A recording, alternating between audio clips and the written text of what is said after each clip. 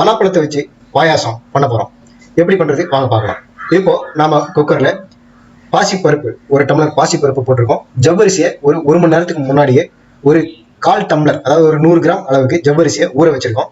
ஜவ்வரிசி நல்லா ஊறிடுச்சு. இப்போ அந்த பாசிப்பருப்புல ஊறின ஜவ்வரிசியை போட்டு நம்ம நல்லா வேக வைக்க போறோம். அடுப்புல அந்த ஜவ்வரிசியும் பாசிப்பருப்பையும் போட்டு நாம இப்போ அதை வேக வைக்கிறோம். இந்த மீன் டைம் இதுக்கு இடையில நாம இந்த பாயாசத்துக்கு முக்கியமான தேவையான பலாப்பழத்தை, அதுல இருக்கிற கொட்டையை நீக்கிட்டு அந்த பலாப்பழத்தை தனியா எடுத்து வச்சிருக்கோம்.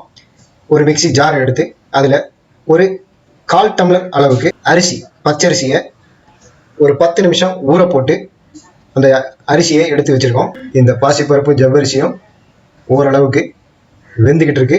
ஊற போட்டு வச்சிருக்கிற பச்சரிசியை மிக்சி ஜார்ல போடுறோம்.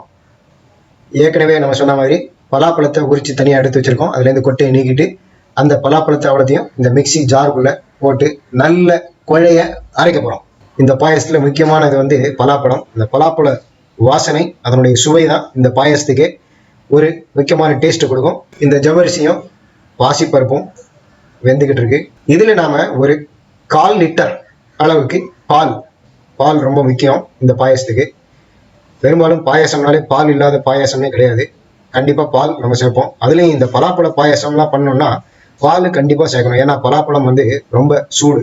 இது வந்து ஏலக்காய், கிராம்பு, கிஸ்மிஸ் பழம், இது மூணுத்தையும் ஓரளவுக்கு நாம இதுல ஆட் பண்றோம். இருந்ததுன்னா நீங்க முந்திரி பருப்பு ஆட் பண்ணிக்கலாம், பாதாம் பருப்பு கூட நீங்க போட்டுக்கலாம். இது வந்து பச்சை கற்பூரம் சிறிதளவு, ஒரு 1/4 வில்லை கற்பூரம் அளவுக்கு இந்த பச்சை கற்பூரத்தை பொடி பண்ணி அதில் போடணும்.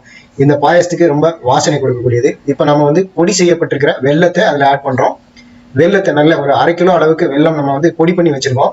அந்த வெல்லத்தை நம்ம இந்த பாயசத்துக்கு இப்போ ஆட் பண்றோம். வெல்லம், இந்த பாசிப்பருப்பு, ஜவ்வரிசி, இது மூணும் அடிப்பிடிக்காத அளவுக்கு அப்படியே கிளறி கொடுத்துக்கிட்டே இருக்கணும். விட்டுறக்கூடாது, விட்டீங்கன்னா அடி பிடிச்சிடும். அடுப்பை கொஞ்சம் மீடியமா வச்சுக்காங்க. மீடியமா வச்சுட்டு நம்ம வந்து இதை கிளறி கொடுத்துக்கிட்டே இருக்கணும். ஏற்கனவே நம்ம வந்து பலாப்பழத்தை நல்ல மிக்சியில போட்டு அரைச்சி ரெடி பண்ணி வச்சிருக்கோம். பலாப்பழமும் இந்த அரிசியும் இதை நம்ம இப்போ அந்த பாயசத்துல சேர்க்கிறோம். பாசிப்பருப்பு ஜவ்வரிசியும் நல்லாவே வெந்துருச்சு. அதுல நம்ம இந்த பலாப்பழ கரைசலை அதுல நம்ம சேர்க்கிறோம். அதில் சேர்த்து நல்லா கிளறி விட்டுக்கிட்டே இருக்கணும். ஒரு 15 நிமிஷம் அளவுக்கு இது இந்த நல்லா கொதிக்கணும். அடுப்பு மீடியமா வச்சுக்காங்க, ரொம்ப பெருசா வைக்காதீங்க. இப்படியே கிளறி விட்டுக்கிட்டே இருக்கணும்.